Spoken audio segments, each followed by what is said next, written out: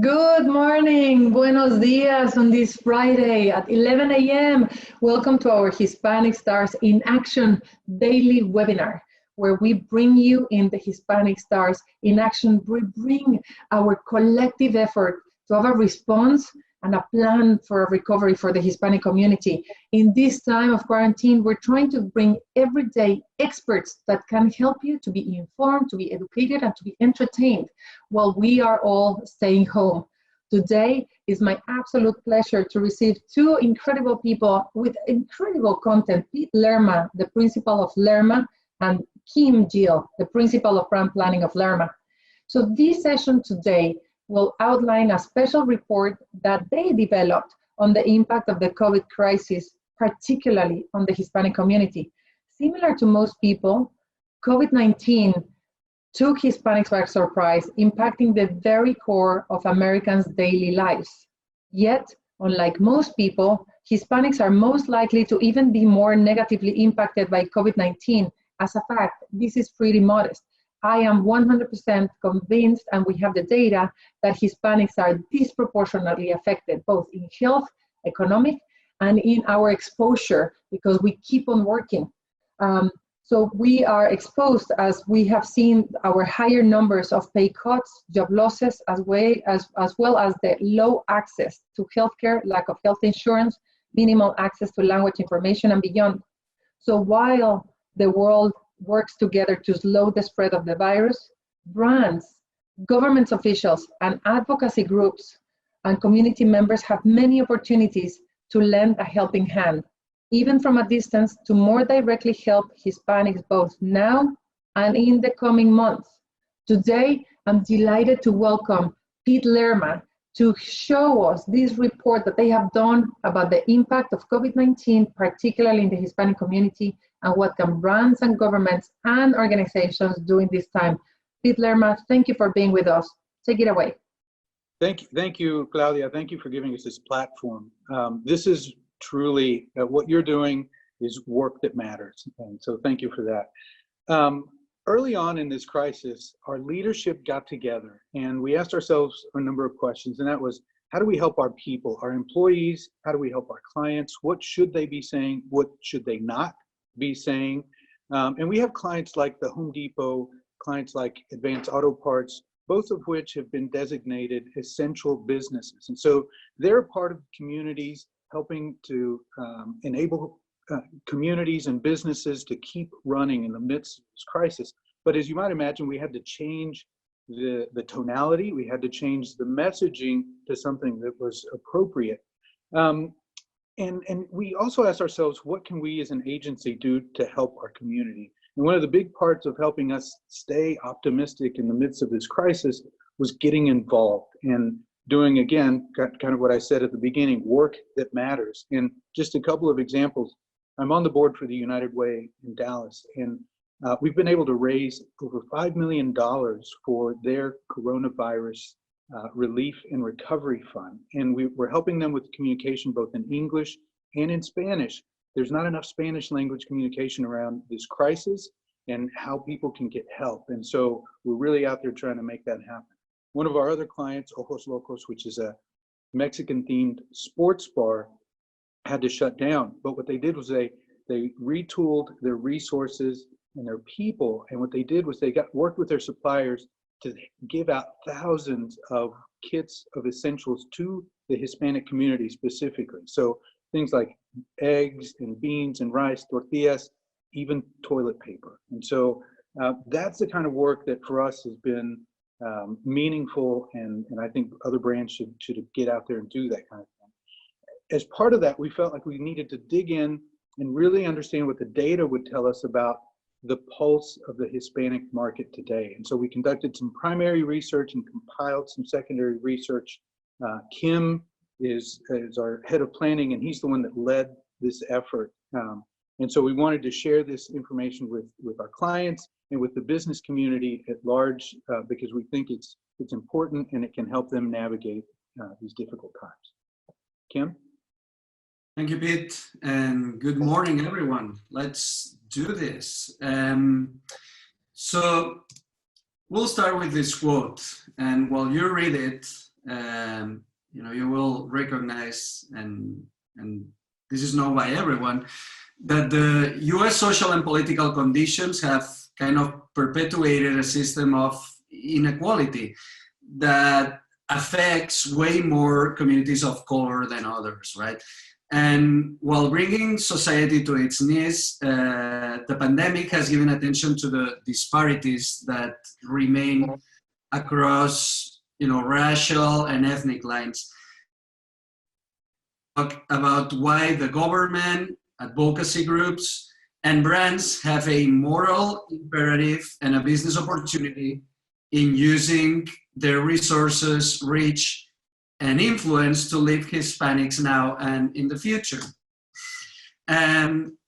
We've got an agenda here. Quickly, we'll go through how this is impacting their daily life, their health, their work and finances. We'll talk a little bit about language because it's important here, and also the implication on brands and what they could do.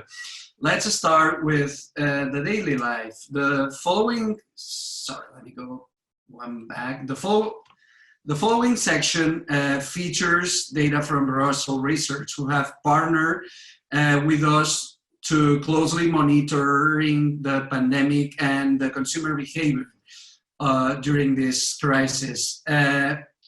We have weekly data, and you will see today some data for March, but we're doing this every week, and it's a nationally representative survey of 1,000 people. So if you want to know how this evolves into April, please reach out. We'll be happy to share those results.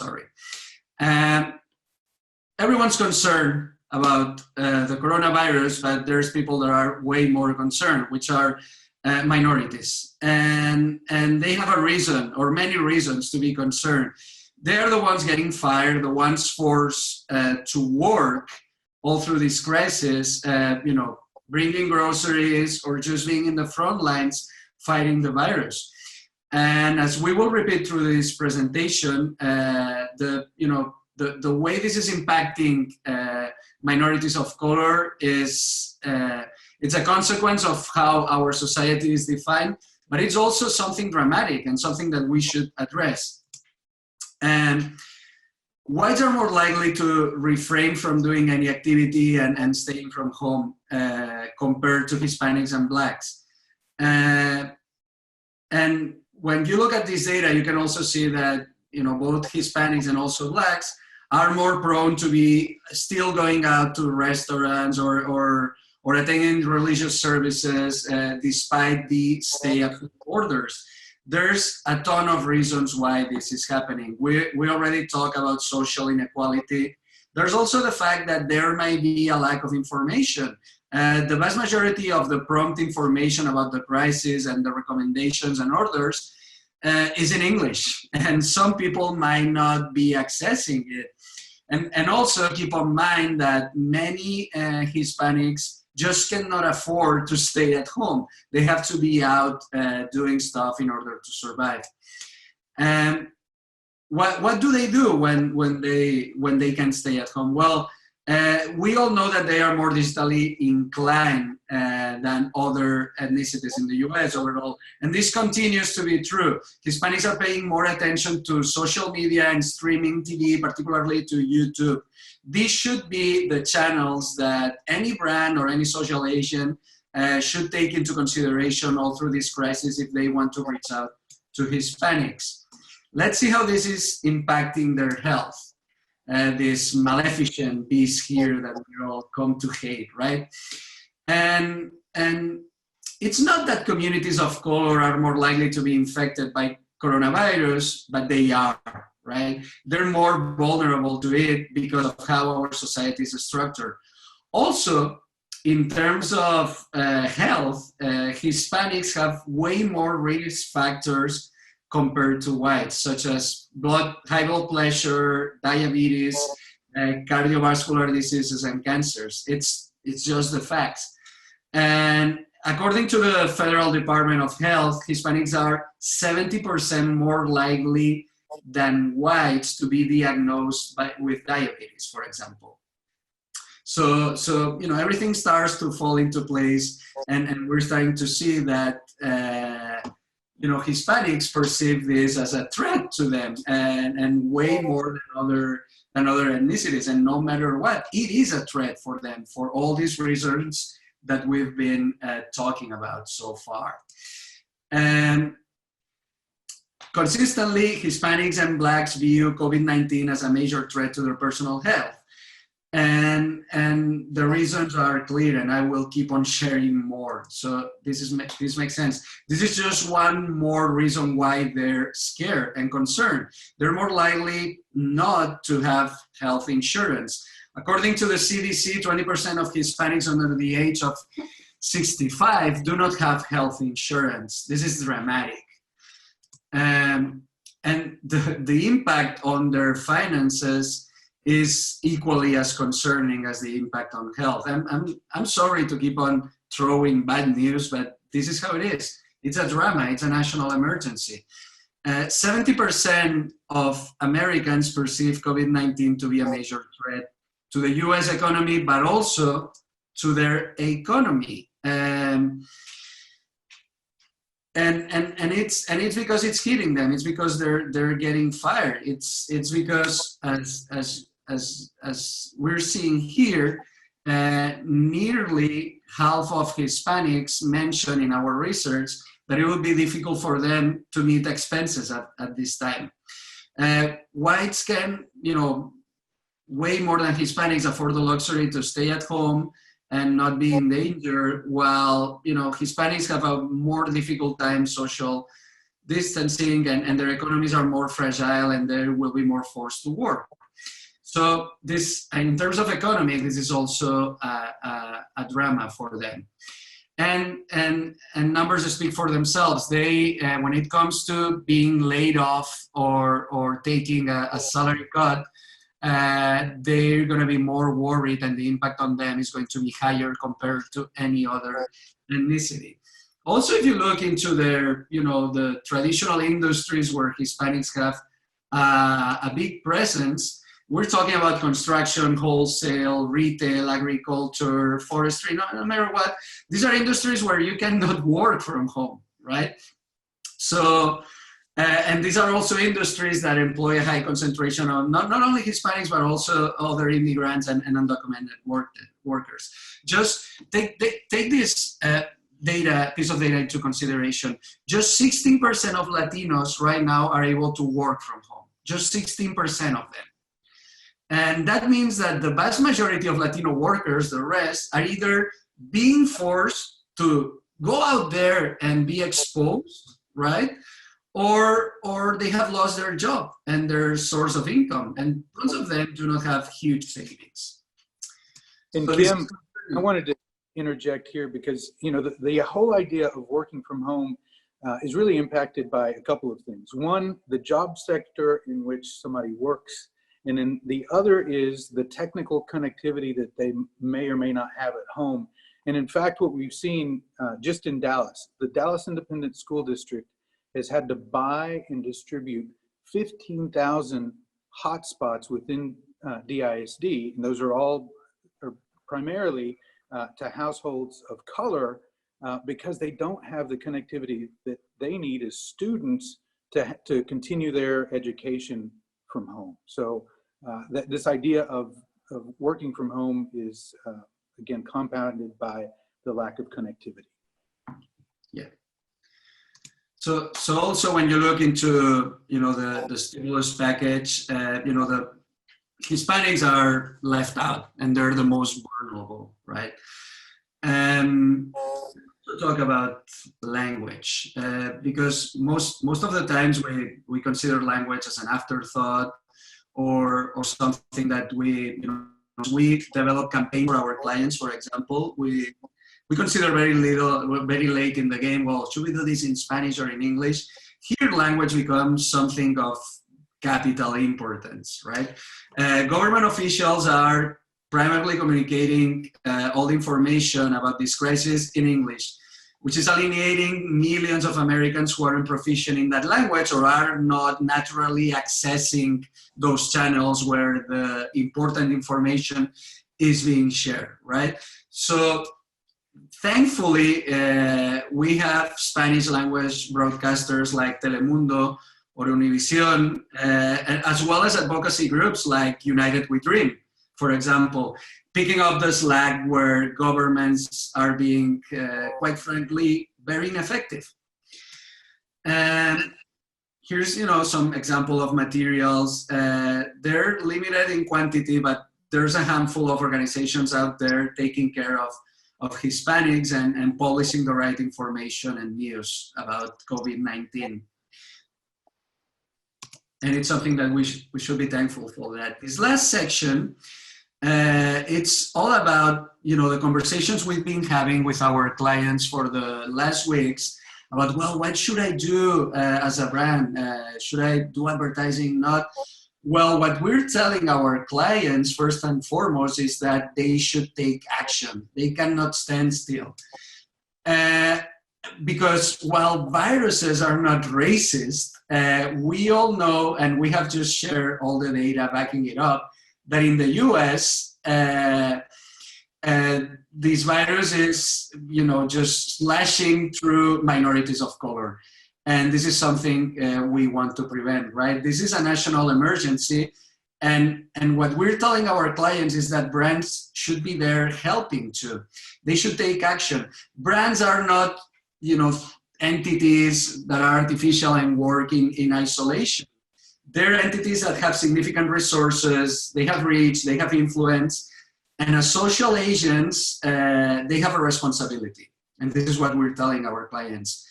Right now, any brand should become a public service brand. Let's not be, focused on making money all the time. Let's just do what any other decent human being would do, which is reaching out and help, right? Because, hey, it's a moral imperative, but it also happens to be a wise business decision. And we have tons of data to back this up. If you do good for your community, the results in terms of business will come. After the COVID-19 emergency ends, because at some point it will, eventually this will pass. And that's the best news that I'm able to share today. This will pass too. But we will face a recession. And there's an argument, if you listen to one source or the other, of the duration of this crisis, but it will happen. So we need to act now. In order to avoid the worst of it, brands should act taking into account that their actions right now are going to be having mid-term and long-term consequences, but also their inactions. If a brand stands still, it will have an impact in the coming years. The good news here is another good piece of news, is that we know, how recessions work. We've been there before, many times. And there's experts that have studied recessions at length, right? And we know by all this research that brands that maintain their advertising spend during a recession came out not only faster, but also stronger than those who made cuts. That's a fact. We can prove that. I can send you tons of different research that backs that up, not only on the recent 2008 recession, but also, since the Great Depression, all through 1974, on all of them. It works just the same. This is a little bit of a complicated chart, but in essence, this is done by Millward Brown, by Kantar, and they have this ongoing research called Brand Z. Brand Z just measures the top performing brands and ranks them in terms of their, what you might call brand power, brand equity, awareness, love.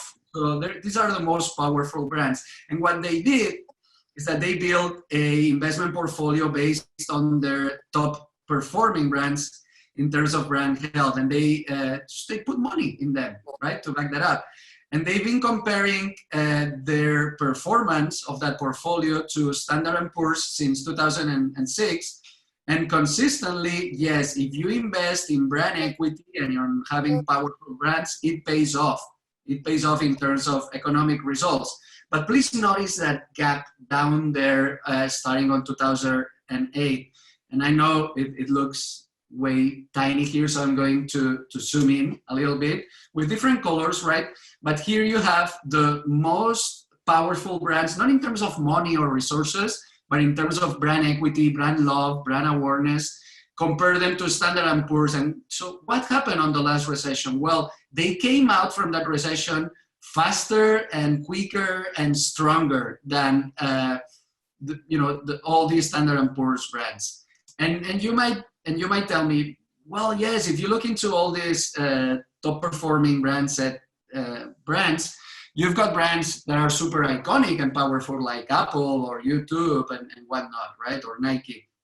Well, this holds true for any type of brand, not just cool and iconic totems like Apple or Nike. This holds true for not so cool brands too, like Jif or Kraft Salad Dressing. On 74, they didn't back up from advertising and their sales increased 70%. I've got another example for you, a more recent one. On the 1990 and 1991 recession, while McDonald's decided to pull its advertising budget, Pizza Hut and Taco Bell just continued promoting their brands at the same level, not doing more, just the same business as usual. As a result, Pizza Hut and Taco Bell sales grew by 61 and 40% respectively, while McDonald's sales dropped by almost 30%. So there you go. You have to pay attention to all your clients, not cut your budgets, but specifically you have to pay attention to this family here.